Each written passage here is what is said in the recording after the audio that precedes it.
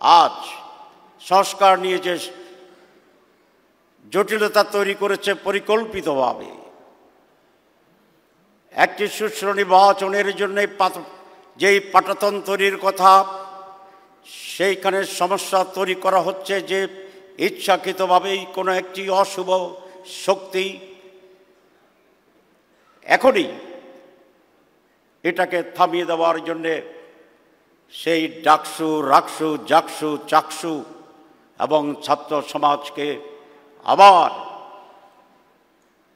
বড় ধরনের ভূমিকা নিয়ে এটাকে থামিয়ে দিতে হবে, স্তব্ধ করে দিতে হবে। আগামী যে নির্বাচন, যে স্পিরিটের চেতনায় তরুণ ছাত্রীরা একটি আদর্শবাদী দলকে সমর্থন দিয়েছিল বা এখনো দিয়ে যাচ্ছে, আগামী নির্বাচনের 4 কোটি তরুণ ছাত্র সমাজের যেন সেই ধারাবাহিকতায় বাংলাদেশের একটি পজিটিভ পরিবর্তনের জন্য সিদ্ধান্ত নিয়ে আদর্শবাদী দল এবং দলসমূহকে বিজয়ী করে এবং সেই বিজয়ের জন্য মাঠে অংশগ্রহণ করে, সেইভাবে তরুণ সমাজের মাইন্ডকে প্রস্তুত করার জন্যে আপনাদের এখন থেকে ভূমিকা নিতে হবে। মাননীয় সভাপতি মহতারাম আমির জামাত এবং শ্রদ্ধেয় উপস্থিতি, আসসালামু আলাইকুম ওয়া রাহমাতুল্লাহি ওয়া বারাকাতুহু। আমি ঢাকা মেডিকেল কলেজে গিয়েছিলাম, শিবিরের সেক্রেটারি জেনারেলের ঘোষণার মাধ্যমে রাজশাহী মেডিকেল কলেজের জিএস হওয়ার সুবিধাটা এনজয় করতে পারছি। আমির জামাত বক্তব্য রাখবেন। মাঝে মাঝেই ঐতিহাসিক দিন আসে আমাদের কাছে। আজকের দিনটি ঠিক সেরকম। বাংলাদেশের ছাত্র রাজনীতির ইতিহাসে ইতিপূর্বে বাংলাদেশ তার আগের দেশ, তার আগের সময় কখনোই কোনো একটি ছাত্র সংগঠন এরকম বিশ্ববিদ্যালয় সমূহের নির্বাচনে এককভাবে নির্বাচিত হয়েছে, এটাই একটি ইতিহাস। ঢাকা বিশ্ববিদ্যালয় একটি পরিপূর্ণ ছাত্র সংসদ সুষ্ঠু নির্বাচনে এত ভোটের ব্যবধানে নির্বাচিত হওয়ার ঘটনা এই প্রথম, এই একটি ইতিহাস। ইসলামী ছাত্র শিবির পরপর 4টি বৃহৎ বিশ্ববিদ্যালয়ের নির্বাচনে সাধারণ ছাত্রছাত্রীদের ম্যান্ডেট লাভ করে এইটাই প্রমাণ করেছে ইসলামী ছাত্র শিবির একটি মাত্র সংগঠন নয়, এটি আজ বাংলাদেশের সমগ্র ছাত্র সমাজ। ইসলামী ছাত্র শিবির কতিপয় ব্যক্তির সমন্বয়ে একটি সংগঠনকে রিপ্রেজেন্ট করে না, সারা বাংলাদেশের সকল ছাত্র ছাত্রীদের প্রতিনিধিত্ব করে ইসলামী ছাত্র শিবির। আমি দুটো কথা বলে শেষ করব। নাম্বার 1, বিশ্ববিদ্যালয়ে নির্বাচিত আমাদের ভাইরা কিছু ব্যতিক্রমদের কাজ করছেন, যেটা আগে ছাত্রছাত্রীরা কখনো দেখতে পায়নি।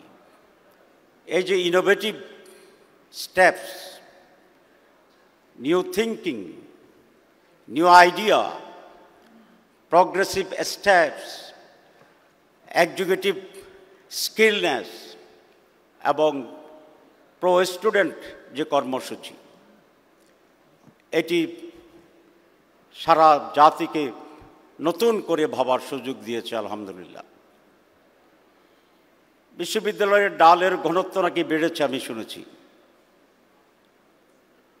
বিশ্ববিদ্যালয়ে টর্চার সেল বন্ধ হয়ে গিয়েছে। বিশ্ববিদ্যালয়ে গাঁজা মদের আড্ডা সেখানে এখন আর নেই। জাহাঙ্গীরনগর বিশ্ববিদ্যালয়ের আমার বোন বলেছিলেন যে অনেক স্পন্সর ডাকসুর জন্য আছে। হ্যাঁ, সে স্পন্সর দিয়ে বিল্ডিং হয়তো ডাকসু করতে পারবে, কিন্তু যে কাজটি ক্লিননেসের আছে, যেই কাজটি বিশ্ববিদ্যালয়ে ক্যান্টিনে নেগেটিভ আছে, এই সকল কাজগুলো সকলের জন্য মুক্ত আছে, সেদিকে আমাদের কনসেন্ট্রেট করতে হবে। আপনারা জানেন 3 দিন আগে রিপোর্ট হয়েছে এই বছরের বিশ্ববিদ্যালয়ের যে কোয়ালিটির যে স্ট্যাটাস, 1000 বিশ্ববিদ্যালয়ের ভিতরে সারা দুনিয়ায় বাংলাদেশের একটি বিশ্ববিদ্যালয়ের নাম আসেনি। আজকে আপনাদের এই চ্যালেঞ্জকে গ্রহণ করতে হবে। একাডেমিক্যালি আমাদের বিশ্ববিদ্যালয় সমূহ কিভাবে বিশ্বের সাথে তাল মিলিয়ে কোয়ালিটেটিভলি এগিয়ে যেতে পারে, আপনারা নির্বাচিত প্রতিনিধিরা সেইভাবেও মনোযোগ দিয়ে নতুনভাবে সাজানোর জন্য উদ্যোগ গ্রহণ করবেন, এটি আমার একটি অনুরোধ। এবং ছাত্রছাত্রীরা সেটা চায়। শিবিরকে কেন ভোট দিয়েছে আমি জিজ্ঞাসা করেছি অনেককে। তারা বলেছে শিবির তার স্বীয় মহিমায় যে সমস্ত গুণাবলী আছে, ভদ্র আচরণ করা, কনস্ট্রাকটিভ কাজ করা, ছাত্রছাত্রীর কল্যাণে মনোযোগ দেওয়া, তার পাশাপাশি অত্যন্ত গুরুত্বের সাথে যেটা বলেছেন যে শিবিরের প্যানেলে যারা আছে তারা একাডেমিক্যালিও অনেক সাউন্ড এবং স্পেশাল। তাহলে বোঝা যায় যে আজকে বিশ্ববিদ্যালয়ের রাজনীতি 52-এর যে মেজাজ ছিল, 69-এর যে মেজাজ ছিল, আমাদের স্বৈরাচার বিধি 90-এর আন্দোলনের যে মেজাজ ছিল, সেখানে ছাত্রছাত্রীদের মনোভাবে একটি মৌলিক পরিবর্তন এসেছে। তখন রাস্তার বিপ্লবী চেতনাই ছিল তাদের মূল সম্বল। রাজনীতির অংশগ্রহণের ভিতরেই তারা নিজেদেরকে বহিঃপ্রকাশ করার জন্য সেদিন চেষ্টা করেছিলেন। কিন্তু আজ বিশ্ববিদ্যালয়ের ছাত্রছাত্রীরা তার চেয়ে বেশি গুরুত্ব দেয় একাডেমিক এক্সপানশনের উপরে, একাডেমিক কোয়ালিটির উপরে, একাডেমিক অ্যাডভান্সমেন্টের উপরে। কারণ বিশ্ব যেহেতু ছোট হয়ে আসছে, ঢাকা বিশ্ববিদ্যালয় থেকে পড়ে তাকে যেতে হবে আর কোনো বড় বিশ্ববিদ্যালয়ে পিএইচডি করার জন্যে। সুতরাং সেখানে স্লোগানে বিপ্লবী চেতনায় শুধুমাত্র সেখানে যাওয়ার সুযোগ নেই। সেখানে কম্পিটিশন হবে আপনার কেরিয়ারের, একাডেমিক আপনার কোয়ালিটির জন্যে।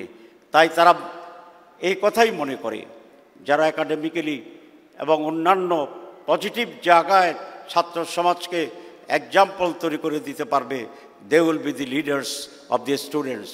ইট ইজ প্রুফ নাও। এটাকে আমাদের গুরুত্ব দিতে হবে। শেষ কথা, জুলাই বিপ্লব বিশ্ববিদ্যালয়ের ছাত্রদের রক্তের বিনিময় হয়েছে নেতৃত্বের জায়গায়। সারা দেশ তাদের সাথে ছিল, কোনো সন্দেহ নেই। আপনাদের সেই সংগ্রাম ফ্যাসিবাদকে বিতাড়িত করেছে ভারতে, কিন্তু এই সংগ্রাম শেষ হয়নি। আপনাদের সেই সংগ্রাম দিয়ে বাংলাদেশের দুর্নীতিকেও প্রশান্ত মহাসাগরে ফেলে দিতে হবে। আপনাদের এই সংগ্রামের কন্টিনিউশন একটি সুস্থ গণতান্ত্রিক দেশ এবং রাষ্ট্র গঠনের জন্যে এখনো যে লড়াই অব্যাহত আছে, সেইটাকে এগিয়ে নিয়ে যাওয়ার জন্যেই আপনাদের ভূমিকা নিতে হবে। আজ সংস্কার নিয়ে যে জটিলতা তৈরি করেছে পরিকল্পিতভাবে, একটি সুষ্ঠু নির্বাচনের জন্য যেই পাটাতন তৈরির কথা, সেইখানে সমস্যা তৈরি করা হচ্ছে যে ইচ্ছাকৃতভাবেই কোনো একটি অশুভ শক্তি এখনই এটাকে থামিয়ে দেওয়ার জন্যে সেই ডাকসু, রাকসু, জাকসু, চাকসু এবং ছাত্র সমাজকে আবার বড় ধরনের ভূমিকা নিয়ে এটাকে থামিয়ে দিতে হবে, স্তব্ধ করে দিতে হবে। আগামী যে নির্বাচন, যে স্পিরিটের চেতনায় তরুণ ছাত্রীরা একটি আদর্শবাদী দলকে সমর্থন দিয়েছিল বা এখনো দিয়ে যাচ্ছে। আগামী নির্বাচনের 4 কোটি তরুণ ছাত্র সমাজের যেন সেই ধারাবাহিকতায় বাংলাদেশের একটি পজিটিভ পরিবর্তনের জন্যে সিদ্ধান্ত নিয়ে আদর্শবাদী দল এবং দলসমূহকে বিজয়ী করে এবং সেই বিজয়ের জন্যে মাঠে অংশগ্রহণ করে সেইভাবে তরুণ সমাজের মাইন্ডকে প্রস্তুত করার জন্যে আপনাদের এখন থেকে ভূমিকা নিতে হবে। আপনাদেরকে সেই রকম ছোট ছোট করে মেসেজ তৈরি করতে হবে, ছোট ছোট করে থিম তৈরি করতে হবে,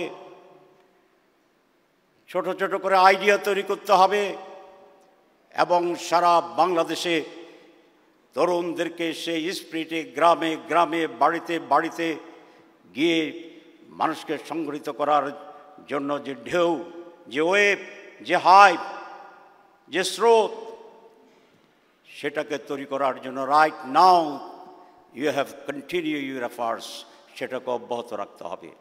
ইনশাআল্লাহ আমরা দেখছি, আমরা আশা করছি বিশ্ববিদ্যালয়ের যে রিফ্লেকশন এটাই বাংলাদেশ হবে এবং আগামী নির্বাচনে তারই প্রভাবে আর একটি মিরাকল হতে পারে, আমরা এটা দৃঢ়ভাবে বিশ্বাস করি ইনশাআল্লাহ। আপনাদের সবাইকে ধন্যবাদ। আসসালামু আলাইকুম।